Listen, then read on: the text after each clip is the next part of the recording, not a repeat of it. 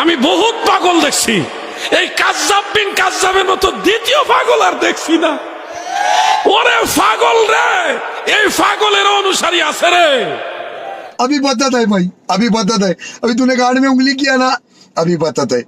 আচ্ছা, আপনি আব্দুর রাজ্জাক বিন ইউসুফকে যে পাগল বললেন, তো আব্দুর রাজ্জাক বিন ইউসুফ কি ঠিকই পাগল না? ও তো সে পাগল হতে পারে না। আচ্ছা ঠিক আছে, আব্দুর রাজ্জাক বিন ইউসুফ পাগল আপনার লেগে তো ঠিক আছে, আমি মানলাম। তো গুগলে কি পাগল? চলো গুগলকে পুশ করে নিই।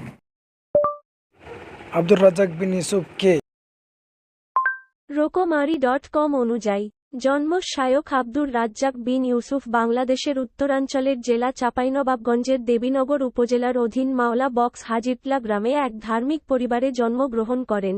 পড়াশোনা এলাকার মক্তবে শিক্ষা জীবনের হাতে খড়ি হওয়ার পর তিনি নাচল নবাবগঞ্জ মাদ্রাসা থেকে হাদিসের অন্যতম কিতাব মিশকাত শরীফ পর্যন্ত পড়েন।